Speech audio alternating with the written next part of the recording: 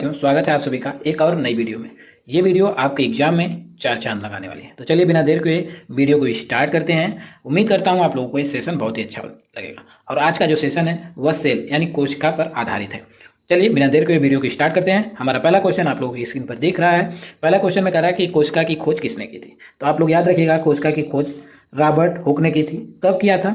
1665 ईस्वी में कोशिका की खोज रॉबर्ट हुक ने की थी। चलिए अपने नेक्स्ट दूसरे क्वेश्चन की तरफ हम लोग चलते हैं। तो हमारा दूसरा क्वेश्चन है, दूसरे क्वेश्चन में कह रहा है कि सबसे छोटी जीवित इकाई कौन सी है। सबसे छोटी जीवित इकाई कौन सी है? तो आप लोग याद रखिएगा, इस क्वेश्चन का हमारा राइट आंसर होगा option number be the right answer, यानी कि कोशिका। कोशिका सबसे छोटी जीवित इकाई है। चलिए अपने नेक्स्ट क्वेश्चन की तरफ चलते हैं हम लोग। क्वेश्चन नंबर 3, तीसरे क्वेश्चन की तरफ हम लोग चलते हैं। नंबर 3 में कह रहा है कि क्वेश्चन नंबर 3 में कह रहा है कि मानव शरीर की सबसे बड़ी कोशिका कौन सी है। मानव शरीर की सबसे बड़ी कोशिका कौन सी है? तो आप लोग याद रखिएगा, मानव शरीर की सबसे बड़ी कोशिका जो है वह है अंडाणु, ओवम। ओवम जो है मानव शरीर की सबसे बड़ी कोशिका है। चलिए अपने नेक्स्ट क्वेश्चन की तरफ चलते हैं हम लोग। क्वेश्चन नंबर 4 की तरफ चलते हैं।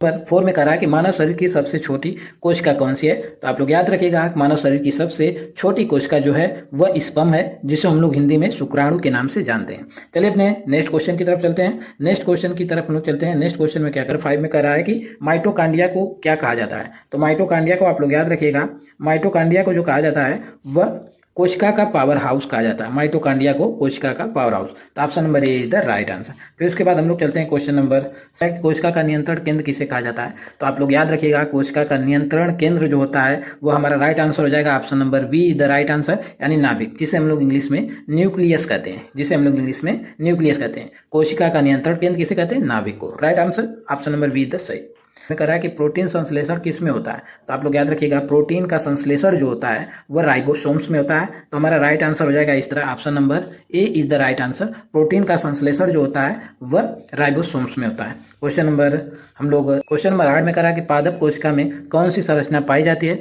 परंतु जंतु कोशिका में नहीं पाई जाती है। तो हमारे कहने का तात्पर्य है कि पादप कोशिका और जंतु कोशिका में अंतर पूछ रहा है। तो आप लोग याद रखिएगा कि हमारा राइट आंसर हो जाएगा option number A is the right answer, यानी पादप कोशिका में कोशिका भित्ति पाई जाती है, जबकि जंतु कोशिका में कोशिका भित्ति नहीं पाई जाती है। पादप कोशिका में क्लोरोप्लास्ट पाया जाता है, जंतु कोशिका में क्लोरोप्लास्ट नहीं पाया जाता है। चलते हैं अपने नेक्स्ट क्वेश्चन की तरफ। नेक्स्ट क्वेश्चन में क्या कर रहा है? क्वेश्चन नंबर 8 की तरफ हम लोग चलते हैं। 9 की तरफ चलते हैं हम लोग। क्वेश्चन नंबर 9 में क्या? क्वेश्चन नंबर 9 में कर रहा है कि आरबीसी में कौन सा ऑर्गेन नहीं पाया जाता है। तो आरबीसी यानी रेड ब्लड काउंट में पूछ रहा है। तो आप लोग याद रखिएगा, हमारा राइट आंसर हो जाएगा option number A is the right answer, यानी option number A is the right answer, नाभिक।